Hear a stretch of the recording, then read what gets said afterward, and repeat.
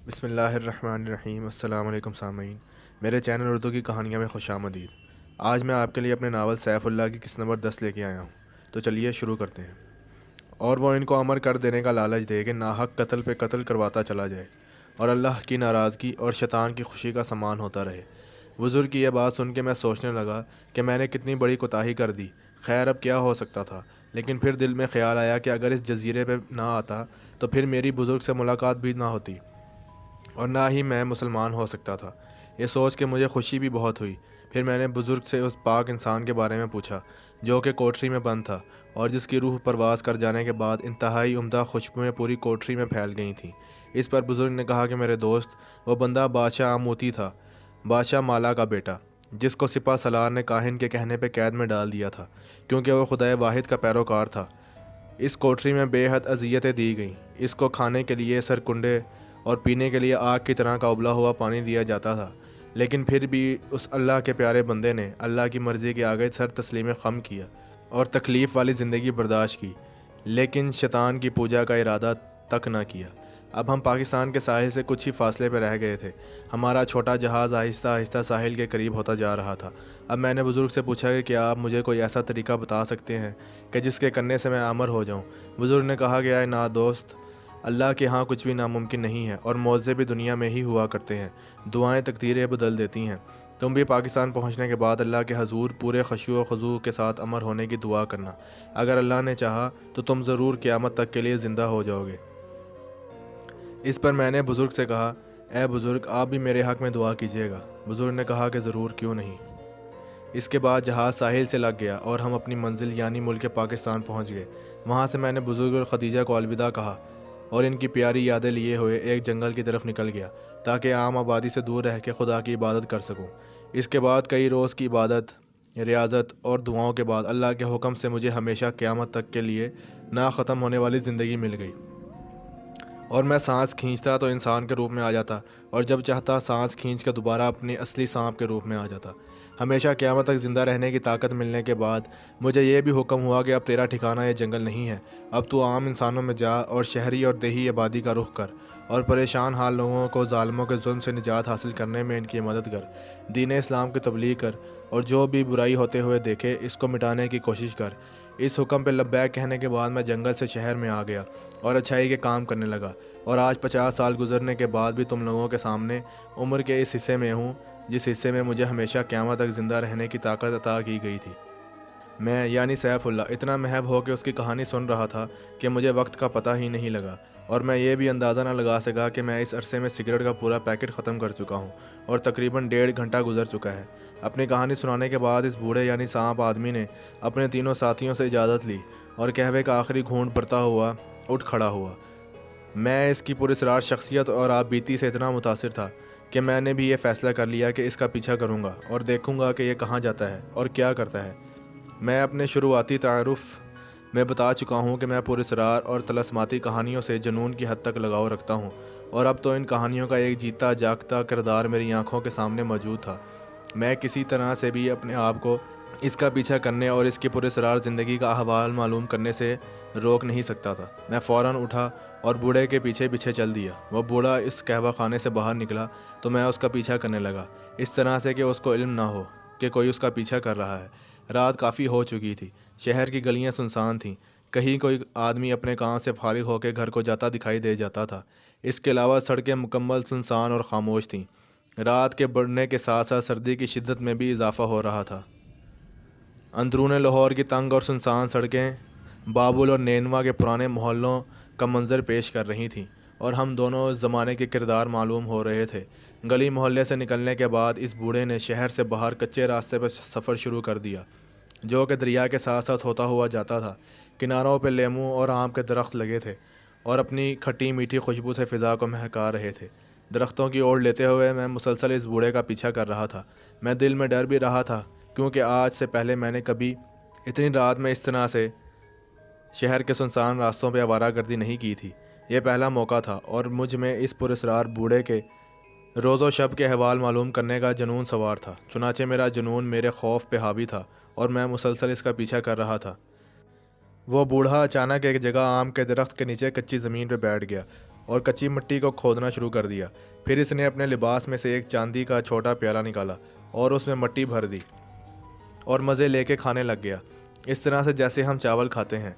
इसके बाद इसने पास ही बने एक छोटे से जोहड़ में से गदला पानी पिया और अल्लाह का शुक्र अदा करने के लिए हाथ उठाए और दुआ मांगना शुरू कर दी। मैं दरख्त के तने के पीछे छुपा यह मंजर देख के हैरान हो रहा था कि यह क्या खा पी रहा है। अचानक इस बूढ़े ने मुझे मेरे नाम से पुकारा और कहा कि सैफुल्लाह, मैं जानता हूँ कि तुम इस पेड़ के तने के पीछे छुपे हो और मुसलसल मेरा पीछा करते रहे हो। अब वहाँ से बाहर निकल आओ। अब छुपने का सवाल ही पैदा नहीं होता था। मैं फ़ौरन बाहर निकल आया और बूढ़े के पास पहुँच गया। इस पर बूढ़े ने कहा कि तुम ज़रूर हैरान हो रहे होगे कि ये मैं क्या खा रहा हूँ, लेकिन तुम असल हाल से ना वाकिफ़ हो। ये कहते ही बूढ़े ने इस प्याले में मिट्टी भरी और मुझे खाने को कहा। लो, तुम भी खाओ। मैं जानता हूँ तुम भूखे हो। पहले तो मैं कुछ हिचकिचाया, लेकिन मैंने पहला निवाला लिया तो ऐसा महसूस हुआ कि मैंने ज़िंदगी में इससे लजीज चीज़ कभी नहीं खाई और मैं इस पर टूट पड़ा। मैंने पूरा प्याला साफ़ कर दिया और जल्दी से मुट्ठी में चिकनी मिट्टी भर के प्याले में डाली और उसका एक निवाला मुंह में रखा ही था कि मुझे इसका बदनुमा सा जायका महसूस हुआ और ऐसा लगा कि मैं सच में ही चिकनी मिट्टी खा रहा हूँ। मैंने फ़ौरन थूक दिया और पूछा कि ये क्या माजरा है। जब आपने प्याला भरा तो जायका इंतहाई लजीज था और जब मैंने भरा तो इंतहाई बुरा, हालांकि मैंने भी वही मिट्टी इसमें डाली थी जो आपने डाली थी। बूढ़े ने मुझसे कहा कि प्यारे दोस्त, ये मेरे अल्लाह की मेहरबानी है, इसमें मेरा कोई कमाल नहीं है। बस अल्लाह और इसके रसूल के सच्चे दिल से इत्तबा करो। खुलफाए राशिदीन की ज़िंदगी के असूलों को अपनी ज़िंदगी के असूल बना कर चलो, फिर देखो अल्लाह तुम्हारे दर्जात किस तरह से बुलंद करता है। दुनिया की हर चीज़ अल्लाह के हुक्म से तुम्हारे ताबे हो जाएगी। मिट्टी में हाथ डालोगे तो वो भी सोना बन जाएगी। लेकिन जब तुम्हारे अंदर ऐसी परहेजगारी और तकवा पैदा हो जाएगा कि जिसके बाद अल्लाह दुनिया की हर चीज़ को तुम्हारे कदमों में डाल देगा और मिट्टी सोना बन जाएगी, तो तकवा की इस हालत में दुनियावी सोने चांदी और दुनियावी रंगीनियों की तलब तुम्हारे दिल में बिल्कुल बाकी नहीं रहेगी। ये सुनते ही मैंने बूढ़े से कहा कि मुझे भी ऐसी ही तकवा और परहेजगारी वाली ज़िंदगी चाहिए। मैं भी आपके जैसी ही बादशाहत चाहता हूँ। इस पर बूढ़े ने कहा कि इसके लिए तुम्हें अपनी ज़िंदगी को इस्लाम के रास्ते पर वक्फ़ करना पड़ेगा। लोगों के दर्द को अपना दर्द समझ के इनकी मदद करनी होगी। अपने अंदर के मगरूर इंसान को मार के अपने अंदर के फ़कीर को ज़िंदा करना होगा। ख़ुद भूखे रह के भूखों की भूख और प्यास को बुझाना होगा। हर काम करने में अल्लाह की रज़ा को शामिल हाल रखना होगा। हर काम ये सोच के करना होगा कि इसके करने से अल्लाह राज़ी हो जाएगा।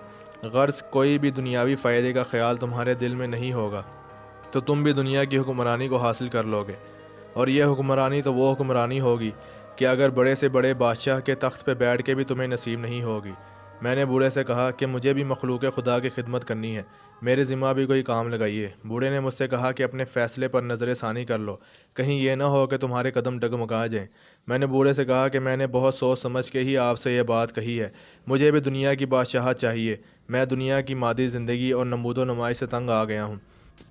बूढ़े ने कहा कि अगर तुम्हारी यही मर्ज़ी है तो सुनो, तुम्हें यहाँ से शहर कारान जाना होगा।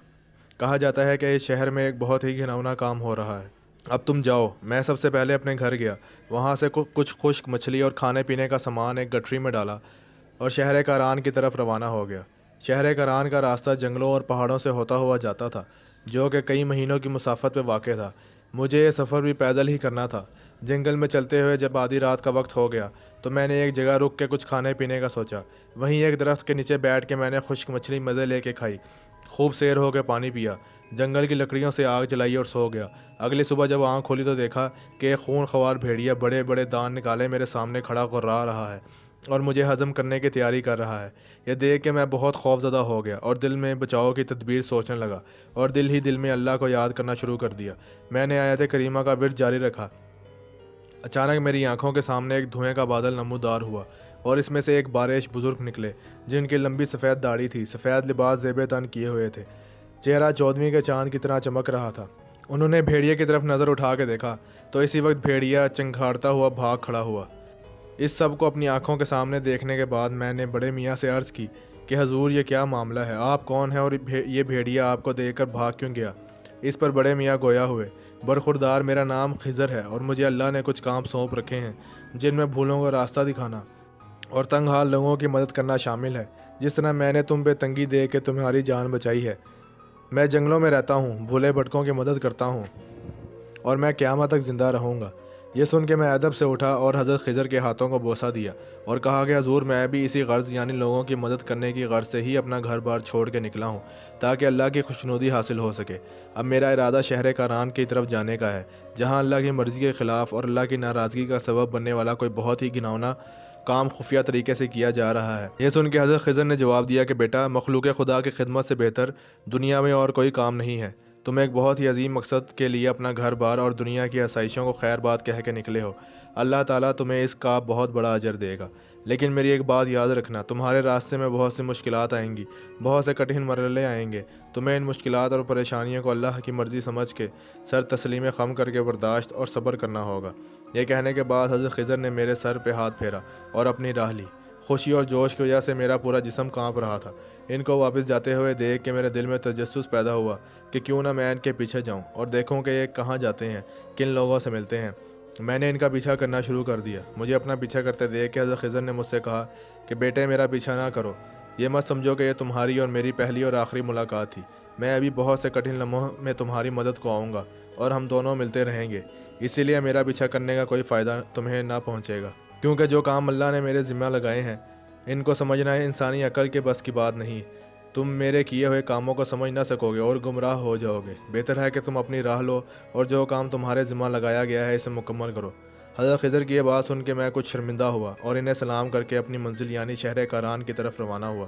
جنگل میں رات کافی ہو چکی تھی، سردی بڑھ گئی تھی اور دور دور تک کسی پرسکون جگہ جہاں میں رات گزار سکوں ملنے کے آثار نظر نہیں آ رہے تھے۔ آخر ایک جگہ تلاش کر کے میں وہیں سو گیا۔ اگلے دن اٹھا تو دیکھا کہ میرا سامان اپنی جگہ پہ موجود نہیں ہے۔ میرے تو جیسے پیروں کے نیچے سے زمین ہی نکل گئی۔ اب میں سوچ میں پڑ گیا کہ اس گھنے اور ویران جنگل میں اگر مجھے خوراک نہ ملی تو میں 2 دن میں ہی مر جاؤں گا۔ لیکن پھر میں نے اللہ کا نام لیا اور اپنی منزل کی طرف روانہ ہو گیا۔ چلتے چلتے رات ہو گئی، بھوک پیاس اور تھکن سے میرا پورا حال تھا۔ اچانک کہیں دور سے مجھے روشنی جلتی ہوئی نظر آئی۔ میں اسی روشنی کی طرف بڑھتا گیا۔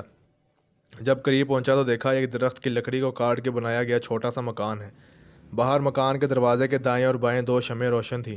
میں نے دروازے پہ دستک دی تو کسی عورت کی بوڑھی سی آواز آئی کہ کون ہے؟ میں نے فوراً کہا کہ میں مسافر ہوں اور جنگل میں راستہ بھٹک گیا ہوں اور میرا سامان بھی کوئی چرا کے لے گیا ہے، مہربانی فرما کے مجھے اندر آنے دیجیے۔ جب بڑھیا نے دروازہ کھولا تو پہلے تو میں اسے دیکھ کے کچھ ڈر سا گیا۔ برف کی طرح سفید بال، اس کی دونوں آنکھوں میں ڈیلے نام کی کوئی چیز نہیں تھی، بالکل سفید آنکھیں، کالے لباس میں ملبوس تھی۔ مجھے دیکھتے ہی اس نے اپنے کپ کپاتے ہاتھوں سے گھر کے اندر آنے کو کہا اور کہنے لگی کہ بے فکر ہو جاؤ، یہ مکان تم جیسے بھٹکے ہوئے لوگوں کے لیے ہی بنایا ہے میں نے۔ اس کی یہ بات سن کے میں کچھ خوف زدہ سا ہوا گھر میں داخل ہوتے ہی ایک راہداری تھی جس کے دائیں اور بائیں 4 کمرے تھے۔ بڑھیا نے مجھے کہا کہ میں پہلے 2 کمروں کے علاوہ کسی بھی کمرے میں جا سکتا ہوں، کیونکہ پہلے دونوں کمروں میں میری ہی طرح مسافر مقیم ہے۔ اس کے بعد بڑھیا نے کہا کہ تم اب اپنے کمرے میں جاؤ، میں تمہارے لیے کچھ کھانے پینے کے لیے لاتی ہوں، اس کے بعد میں تم سے تمہاری رودات سنوں گی۔ جب میں کمرے میں داخل ہوا تو دیکھا کہ یہ کمرہ سلیقے سے سجایا گیا تھا، فرش پہ قالین بچھا تھا۔ کمرے کی دیوار کے ساتھ ایک مسہری تھی جس میں موٹا گدا بچھایا گیا تھا۔ مسہری کے اوپر ہی دیوار میں کھڑکی بنی تھی جہاں سے باہر جنگل کا نظارہ کیا جا سکتا تھا، لیکن اس وقت مکمل اندھیرا تھا۔ کمرے کے ایک کونے میں لکڑی کی گول میز اور کرسی سلیقے سے رکھی گئی تھی جس پہ ایک بہت پرانے طرز کا لیمپ روشن تھا اور کمرے میں ہلکی ہلکی روشنی کر رہا تھا۔ کمرے کے ساتھ مقفل ایک غسل خانہ بھی تھا۔ جب میں اندر داخل ہوا تو دیکھا کہ غسل خانے میں پتھر کا بنا ایک حمام نصب ہے جس میں پانی بھرا ہوا ہے اور پانی گرم ہونے کی وجہ سے بھاپ نکل رہی ہے، اور میں اس بات پہ حیران تھا کہ اس گھنے اور ویران جنگل میں اتنی شدید سردی میں اتنا گرم پانی کہاں سے آ گیا۔ بہرحال میں تھکا ہوا تھا اور دماغ پہ زیادہ زور نہیں دینا چاہتا تھا، چنانچہ میں نے کپڑے اتارے اور پتھر کے بنے حمام میں گھس کے گرم گرم پانی میں مزے سے لیٹ گیا۔ مجھے ایسا محسوس ہوا کہ جیسے کوئی میرا جسم ہلکا ہلکا دبا رہا ہے اور میرے سارے دن کی تھکن سکون میں بدلنے لگی۔